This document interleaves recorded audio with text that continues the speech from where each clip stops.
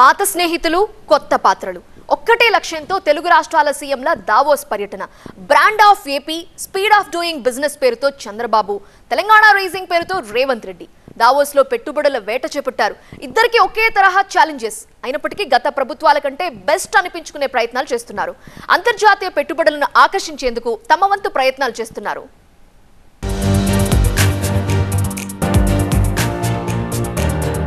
Davos బాటపట్టిన Chandrababu Revanth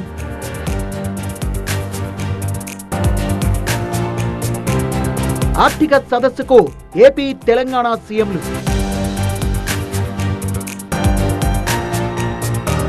పెట్టుబడుల వేటలో తెలుగు రాష్ట్రాలు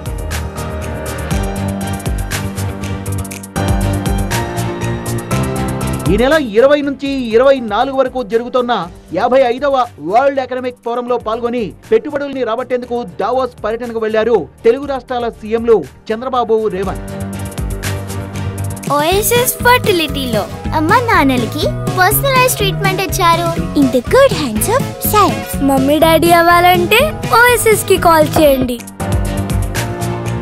రాష్ట్రంలో ఉన్న మౌలిక సౌకర్యాలు మానవ వనరులు ప్రభుత్వ రాయితీలు సమర్థ నాయకత్వం స్పీడ్ ఆఫ్ డూయింగ్ బిజినెస్ పై అంతర్జాతీయ వేదికపై వివరించి వీలైనన్ని ఎక్కువ పెట్టుబడుల్ని రాబట్టడమే లక్ష్యంగా దావోస్ పర్యటనకు వెళ్లారు CM Chandrababu.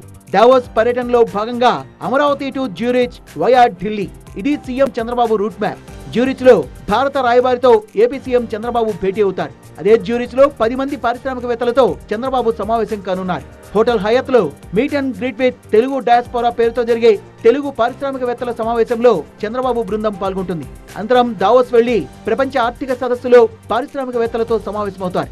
Arcelor Mittal executive chairman Lakshmi మెటల్తో తొలి రోజే భేటీ కానున్నారు చంద్రబాబు. రెండవ రోజున సిఐఐ సెషన్ లో గ్రీన్ హైడ్రోజన్ అంశంపై చర్చలో పాల్గొంటారు. సోలార్ ఇంపల్స్, కోకాకోలా, వెల్సన్, Eli, Carlsberg, Cisco, Walmart international, Cognizant సహా పలు సంస్థల చైర్మన్లు సీఈఓలతో సమావేశమవుతారు. యుఏఈ ఎకానమీ మంత్రి అబ్దుల్లా బిన్ తో కలిసి ఈ సమావేశంలో పాల్గొంటారు సీఎం చంద్రబాబు. అంతర్జాతీయ మీడియా సంస్థల డిబేట్లు, ఇంటర్వ్యూలో పాల్గొని ఏపీ విధి విధానాల్ని వివరించనున్నారు. మూడో రోజు పర్యటనలో భాగంగా పలువురు బడా పారిశ్రామికవేత్తలతో చంద్రబాబు సమావేశం కానున్నారు. 4వ రోజు ఉదయం ఆయన తిరుగు పయనమవుతారు. మొత్తంగా 3 రోజుల పాటు చంద్రబాబు దావోస్ లో ఉంటారు.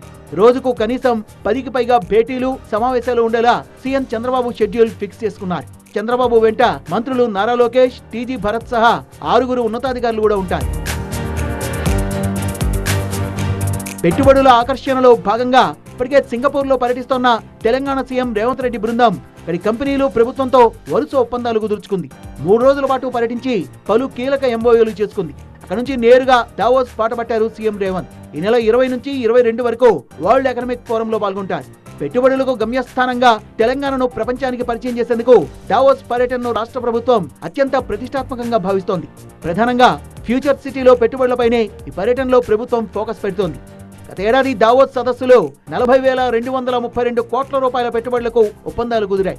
14 ప్రముఖ కంపెనీలతో 18 ప్రాజెక్టులకు ఒప్పందాలు జరిగాయి. ఈసారి అంతకంటే ఎక్కువ పెట్టుబడులను ఆకర్షించడమే లక్ష్యంగా దావోస్ లో పర్యటిస్తోంది రేవంత్ రెడ్డి బృందం. పర్యటనలో సీఎం వెంట మంత్రి శ్రీధర్ బాబుతో పాటు పరిశ్రమల శాఖ ఉన్నతాధికారులు పాల్గొంటారు.